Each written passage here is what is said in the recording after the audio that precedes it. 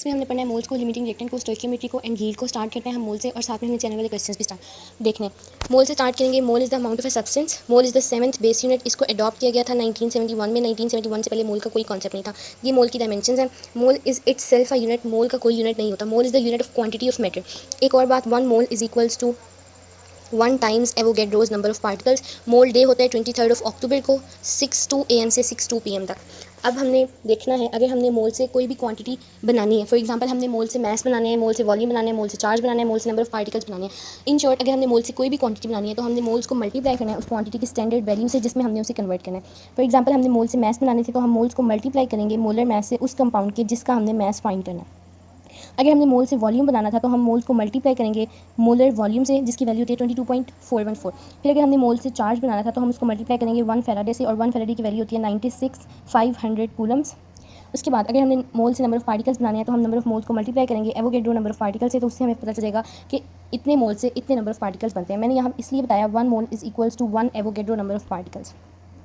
ये था अगर हमने मोल से कोई भी क्वांटिटी बनानी है। अब अगर हमने किसी भी क्वांटिटी से मोल्स बनाने हैं, फॉर एग्जांपल हमने मास से मोल बनाने हैं, हमने चार्ज से मोल बनाने हैं, हमने नंबर ऑफ पार्टिकल से मोल बनाने हैं, या हमने वॉल्यूम से नंबर ऑफ मोल्स बनाने हैं, तो हम क्या करेंगे, हम डिवाइड करेंगे। Number of moles will be equal to, हम उसी क्वांटिटी की स्टैंडर्ड वैल्यू से उसे डिवाइड करेंगे तो हमें नंबर ऑफ मोल्स मिल जाएंगे। फॉर एग्जाम्पल हमने मास से बनाने हैं तो हम मास को डिवाइड करेंगे मोलर मास से उस कंपाउंड के, तो हमें उस कंपाउंड के नंबर ऑफ मोल्स मिल जाएंगे। अगर हमने वॉल्यूम बनाना है तो हम गिवन वॉल्यूम को डिवाइड करेंगे मोलर वॉल्यूम से, तो हमें नंबर ऑफ मोल्स मिल जाएंगे। और अगर हमने नंबर ऑफ पार्टिकल्स बनानी है तो हम मेंशन्ड नंबर ऑफ पार्टिकल्स को डिवाइड करेंगे एवोगैड्रोज नंबर ऑफ पार्टिकल से। और अगर हमने चार्ज बनाना है तो हम गिवन चार्ज को डिवाइड करेंगे फैराडे से, दैट इज़ 96,500, तो हमें नंबर ऑफ मोल्स मिल जाएंगे। अब ये क्वेश्चन है 4.5 ग्राम ऑफ आइस है हमारे पास, उसमें नंबर ऑफ हाइड्रोजन एटम्स कितने होंगे, यानी कि हमने नंबर ऑफ पार्टिकल्स को फाइंड करना है। और नंबर ऑफ पार्टिकल्स को फाइंड करने के लिए मैंने अभी आपको बताया हम मोल्स को मल्टीप्लाई करेंगे एवोगैड्रो नंबर ऑफ पार्टिकल्स के साथ। यहाँ पर अभी जो 4.5 ग्राम ऑफ आइस है, हम पहले इससे नंबर ऑफ मोल्स देखेंगे। ये हमें मैस दिया हुआ है तो हमने मैस से पहले नंबर ऑफ मोल्स बनाने हैं। और नंबर ऑफ मोल्स बनाने के लिए मैंने अभी बताया हम क्या करेंगे, मैस को डिवाइड करेंगे मोलर मैस से। आइस बनी हुई है वाटर से और वाटर का मोलर मैस होता है 18, तो हम 4.5 को डिवाइड कर देंगे 18 से। 4.5 को अगर हम 4 टाइम्स मल्टीप्लाई करें तो हमारे पास 18 आता है। इसका मतलब 4.5 1 जार और इसको 1/4, तो इसका मतलब इसमें 1/4 नंबर ऑफ मोल्स हैं। अब नंबर ऑफ मोल्स से हमने नंबर ऑफ पार्टिकल्स बताने हैं। अब 1 मोल ऑफ वाटर में 2 एटम्स होते हैं हाइड्रोजन के, तो इसका मतलब हम इसको 2 से मल्टीप्लाई करेंगे, ये आ जाएगा 1/2 mole of hydrogen atom are present in 4.5 gram of ice, और उसको हम मल्टीप्लाई कर देंगे एवोगैड्रोज नंबर ऑफ पार्टिकल्स है, जिससे हमें पता चल जाएगा कि नंबर ऑफ हाइड्रोजन एटम्स कितने हैं 4.5 ग्राम ऑफ आइस में। फिर उसके बाद ये क्वेश्चन है 16 ग्राम ऑफ हमारे पास मीथेन है, उसमें आपने फाइंड करने हैं number of moles, molecules, formula units, atoms, carbon atoms, covalent bonds and number of fundamental particles. ये आप लोगों ने खुद सॉल्व करना है और फिर मुझे बताना है। इसमें एक ट्रिक भी है वो आप लोग बताएंगे, जो सॉल्व करेगा उसे समझ आ जाएगी। अब हम लोग देख लेते हैं मोल से रिलेटेड जो क्वेश्चन चैनल में पूछे हुए थे वो। So this was the first question. Least number of molecules of oxygen are present in 2 moles of carbon dioxide, 1.5 moles of sulfur dioxide, 1.5 moles of hydrogen peroxide और 1.5 moles of water। अब इसमें हमने करना क्या है, इसमें जो हमने करना है, जो गिवन ऑप्शंस थे, 2 moles of कार्बन डाइऑक्साइड में कितने हैं number of atoms of oxygen, 2 × 4, इसका मतलब यहाँ पर है 4 एटम्स ऑफ ऑक्सीजन। फिर 1.5 मोल्स ऑफ सल्फर डाइऑक्साइड में हमने देखनी है number of atoms of oxygen. 1.5 को 2 से मल्टीप्लाई करेंगे तो 3 आएगा। और 1.5 मोल्स ऑफ हाइड्रोजन पर ऑक्साइड में हमने देखनी है number of atoms of oxygen. 1.5 को 2 से मल्टीप्लाई करेंगे तो 3 आएगा। फिर हमने देखना है 1.5 मोल्स ऑफ वाटर में हमने देखने हैं number of atoms of oxygen, तो 1.5 को यहाँ 1 है, 1 से मल्टीप्लाई करेंगे तो 1.5 आएगा। यहाँ देखिए सबसे कम नंबर ऑफ मोल्स आ रहे हैं वाटर के लिए, तो इसका मतलब हम जब इसको एवोगैड्रोज नंबर से मल्टीप्लाई करेंगे तो जो सबसे लीस्ट वैल्यू है वो भी हमारे पास वाटर के केस में आएगी। और जो क्वेश्चन था उसमें ऑप्शन भी डेल्टा मार्क था, जिसमें था 1.5 moles of water contain least number of molecules of oxygen. Second question देख लेते हैं आप। सेकंड क्वेश्चन है how many moles of calcium carbonate are present in 1.75 kilograms of calcium carbonate. इसमें हमने सबसे पहले जो हमें दिया हुआ है वो है मैस दिया हुआ है। मैस से हम लोगों ने मैस को हम लोगों ने मोलर मैस से डिवाइड करके पहले हमने फाइंड करना है नंबर ऑफ मोल्स।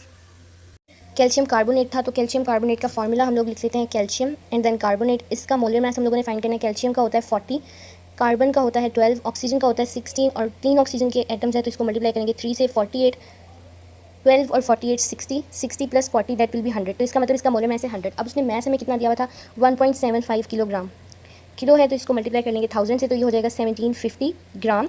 और क्योंकि ये मैस है तो मैस को मोलर मैस से डिवाइड करेंगे तो हमें पता चल जाएंगे नंबर ऑफ मोल्स। इसको मोलर मैस से डिवाइड कर लें तो ये यहाँ और इसका पॉइंट यहाँ आ जाएगा, तो 17.5 मोल्स आएंगे इन 1.75 grams of calcium carbonate, 5 kilograms of calcium carbonate.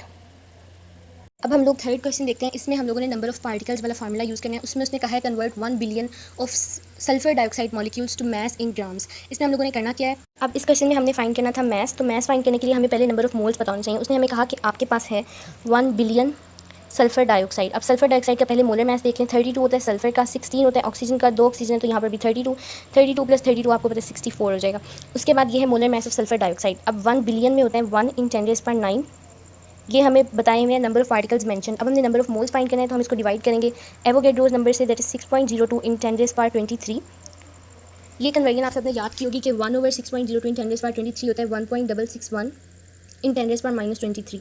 और साथ में हमारे पास था 9 10⁻9 तो प्लस 9 यहाँ आ जाएगा 10⁻⁻15 और साथ में आ जाएगा 1.661। ये आगे नंबर ऑफ मोल्स। अब नंबर ऑफ मोल से हमने जब मैस फाइंड करने का पढ़ा था तो हमने कहा था नंबर ऑफ मोल से मैस फाइंड करने के लिए हम इसको मल्टीप्लाई करेंगे मोलर मैस के साथ तो हमें मिल जाएंगे मैस। नंबर ऑफ मोल्स आगे 1.65 इन 10⁻⁻15, इसको मल्टीप्लाई कर देंगे मोलर मैस से, दैट इज 64। तो यहाँ पर देखें ये 1.5 इसको हम एज्यूम कर सकते हैं। 64 को अगर हम 1.5 से मल्टीप्लाई करेंगे तो देखिए अगर 64 को हम 1 से मल्टीप्लाई करें 64 आएगा, और अगर 0.5 को हम 64 से मल्टीप्लाई करें तो इसका हाफ आएगा, मतलब 32। तो इसको टोटल हम लोग करेंगे 96। ये होता अगर हमने हमारे पास यहाँ पर 1.5 लिखा होता है, लेकिन यहाँ पर 1.6 है तो अप्रॉक्सीमेशन कर लेते हैं कि ये 100 आ जाएगा। 100 आएगा अगर हमारे पास 1.6 को हमने 64 से जब मल्टीप्लाई किया, मतलब हमने नंबर ऑफ मोल्स को जब मल्टीप्लाई किया मोलर मैस के साथ, तो हमारे पास आया 100 × 10⁻⁻15। 100 को हम लिख सकते हैं 1 × 10⁻2 × 10⁻15। तो यहाँ पर प्लस का 2 और माइनस का 15, इनको जब हम लोग सॉल्व करेंगे तो हमारे पास जो आंसर आएगा 1 × 10⁻15 प्लस 2, तो यहाँ पर आएगा 10⁻13 × 1, और उसका आंसर भी यही था। अप्रॉक्सीमेशन से हम लोगों ने देखना है। ये देख लें उसका आंसर भी यहाँ पर 1 × 10⁻13 ही था।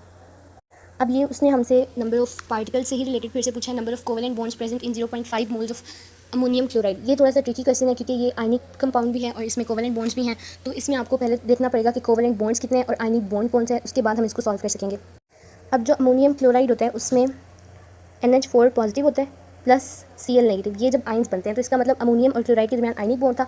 अब हमने अमोनिया के अंदर जितने भी कोवेलेंट बॉन्ड्स हैं वो फाइंड करने हैं। यहाँ पर एक कोऑर्डिनेट कोवेलेंट बॉन्ड होता है, लेकिन आपने एक बात याद रखनी है कि difference between coordinate covalent bond and the covalent bond vanishes after their formation. ये बात आपने 6th चैप्टर में भी याद रखनी है, जहाँ पर आप कोऑर्डिनेट कोवेलेंट बॉन्ड और कोवेलेंट बॉन्ड को पढ़ते हैं।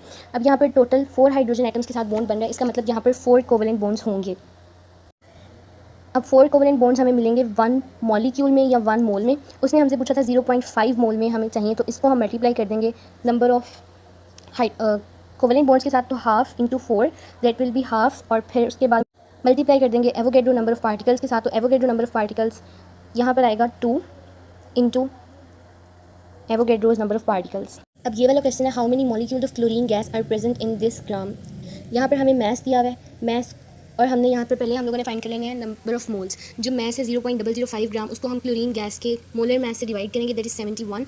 जब हम लोग इसको डिवाइड करेंगे तो हमें मिल जाएंगे नंबर ऑफ मोल्स। अब 0.005 डिवाइडेड बाई 71 मोलर मैस से डिवाइड कर लिया, मोल्स आ गए। अब मोल्स को हम लोगों ने मल्टीप्लाई कर लेना है एवोगैड्रो नंबर से।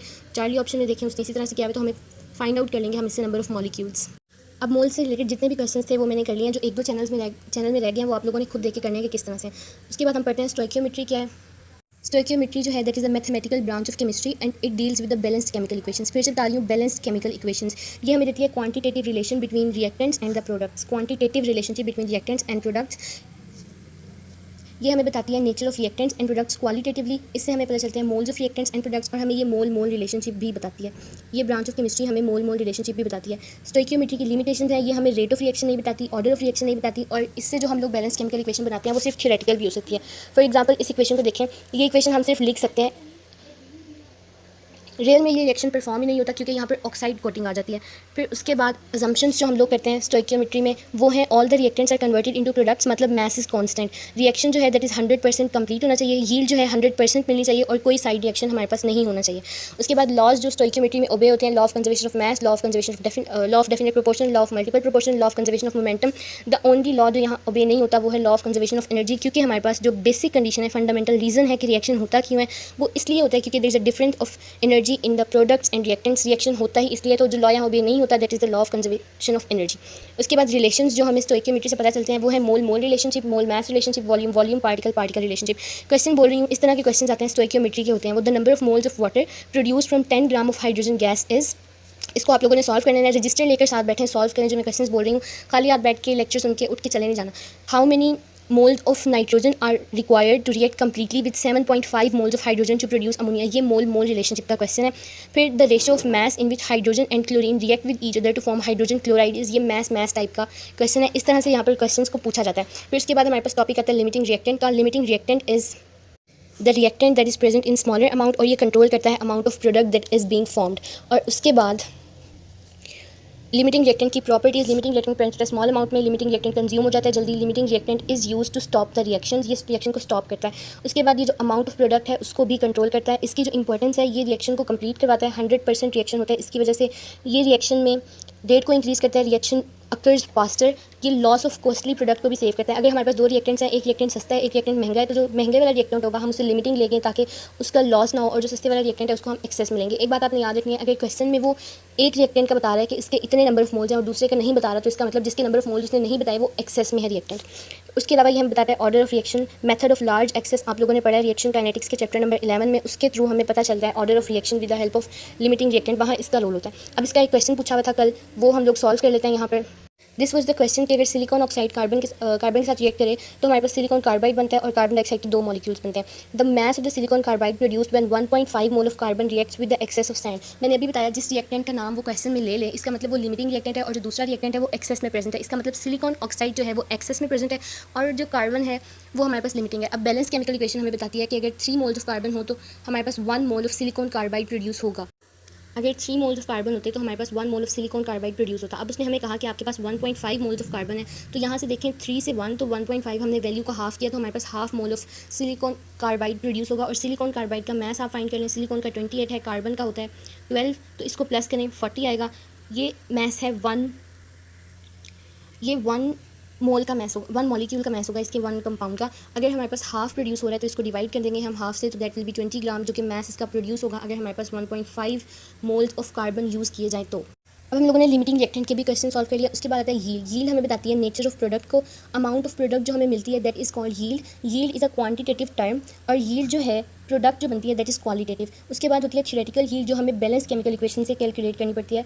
बैलेंस केमिकल इक्वेशन से जो हम कैलकुलेट करते हैं that is a theoretical yield. ये अनडाउटफुल यील्ड होती है, इसकी एक फिक्स्ड वैल्यू होती है. और जो एक्चुअल यील्ड होती है ये डाउटफुल यील्ड होती है. ये यील्ड होती है जो हमें एक्सपेरिमेंट से मिलती है, इसको हम एक्सपेरिमेंटल यील्ड भी कहते हैं. इसकी कोई फिक्स्ड वैल्यू नहीं होती, ये हाईली डाउटफुल होती है. और जो एक्चुअल यील्ड होती है that is always less than the theoretical yield. उसके बाद जो फैक्टर्स डिक्रीज़ करते हैं एक्चुअल यील्ड को वो हैं रिएक्शन रिवर्सिबल हो सकता है, सिंथेसिस हो सकती है, साइड रिएक्शन हो सकता है जिसकी वजह से हमें वो प्रोडक्ट्स मिल सकती हैं जिसकी हमें रिएक्शन में ज़रूरत नहीं थी. और फिर इनएक्सपीरियंस्ड पर्सन हो सकता है जिसे पता नहीं है कि हमने प्रोडक्ट को हैंडल कैसे करना है और रिएक्शन को करना किस तरह से है. और मैकेनिकल लॉस भी हो सकता है. प्रोडक्ट की प्योरीफिकेशन के दरमियान जो प्रोडक्ट ज़ाया होगी वो मैकेनिकल लॉस में आएगी. After the reaction sublimation, crystallisation, isolation, chromatography, filtration, solvent extraction, इस तरह के प्रोसेस में जो यील्ड ज़ाया होगी उसकी वजह से हमारे पास एक्चुअल यील्ड कम आती है. उसके बाद आता है परसेंटेज यील्ड. परसेंटेज यील्ड अगर आपको क्वेश्चन में कोई यील्ड बताई हुई है तो वो हमेशा होती है एक्चुअल यील्ड. थ्योरेटिकल यील्ड को आपने हमेशा इक्वेशन से फाइंड आउट करना होता है और उसको फिर नीचे पुट करना होता है. एक्चुअल यील्ड आपको क्वेश्चन में बता दी जाती है, उसको आपने 100 से मल्टीप्लाई करना होता है तो आपको मिल जाती है परसेंटेज यील्ड. कल एक क्वेश्चन था वो सॉल्व कर लेते हैं, आपको समझ आ जाएगी. ये देखिए उसने कहा है 340 gram of sodium nitrate upon decomposition gives. ये 48 ग्राम ऑफ ऑक्सीजन आना था, यहाँ पर मिस्टेक हो गई है तो आप लोग ठीक कर लीजिए उसको. परसेंटेज यील्ड विल बी, यहाँ पर उसने हमें बताया 48 gram of oxygen will be produce. तो इसका मतलब ये हमें एक्चुअल यील्ड बताई गई है. थ्योरेटिकल यील्ड हमने इक्वेशन से फाइंड करनी है. इसके लिए हमें बैलेंस केमिकल इक्वेशन लिखनी पड़ेगी. बैलेंस केमिकल इक्वेशन हम लोग लिख लेते हैं. सोडियम नाइट्रेट जो है जब वो डीकम्पोज होगा तो हमें देगा 2 मोल्स रिएक्ट करते हैं इसके और हमें मिलता है 2 moles of this and with this 1 mole of oxygen मिलता है हमें. अब हमें पता चल गया कि अगर 2 मोल्स इसके रिएक्ट करें तो हमें 1 मोल ऑफ ऑक्सीजन मिलेगा. मतलब 2 मोल्स अगर रिएक्ट करें तो 1 मोल ऑफ ऑक्सीजन मिल रहा है. क्वेश्चन में देखें उसने हमें कहा है 340 ग्राम, उसने हमें ग्राम बताया, तो इसका मतलब हमें पहले देखना पड़ेगा कि ये मोल्स कितने बन रहे हैं. मोल्स को देखने के लिए हम पहले फाइंड करेंगे इसका molar mass. Molar mass find करेंगे तो सोडियम का होता है 23, नाइट्रोजन का 14, ऑक्सीजन का 16, 3 मोल्स हैं, 3 एटम्स हैं तो उसके लिए 3 से मल्टीप्लाई करेंगे 48 और इन सब को टोटल करेंगे तो that will be equal to 70. और उसने हमें कहा था 340, तो 70 को अगर आप 4 टाइम्स मल्टीप्लाई करेंगे तो यहाँ पर आता है अप्रॉक्सीमेटली 340. सॉरी ये आता है 70 नहीं आता, 85 आता है. 85 इसका हो गया मोलर मास. और अगर 85 को 4 से मल्टीप्लाई करें तो हमें मिलता है 340. इसका मतलब यहाँ पर इसके 4 मोल्स यूज़ हो रहे हैं. और इक्वेशन से हमें पता चलता था कि अगर 2 मोल्स यूज़ हों तो हमें मिलेगी 1 मोल ऑक्सीजन. अब हमें पता चला कि अगर हमारे पास 4 मोल्स हों,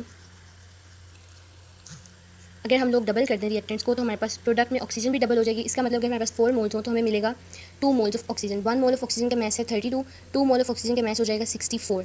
और जो क्वेश्चन था उसमें हमें मिल रही थी 48, और मैंने कहा जो क्वेश्चन में बताया गया होगा वो हमेशा होगी एक्चुअल यील्ड को मल्टीप्लाई करेंगे थ्योरेटिकल यील्ड से, डिवाइड करेंगे थ्योरेटिकल यील्ड से, मल्टीप्लाई करेंगे इसको 100 से, तो हमारे पास 75 आंसर आ जाएगा।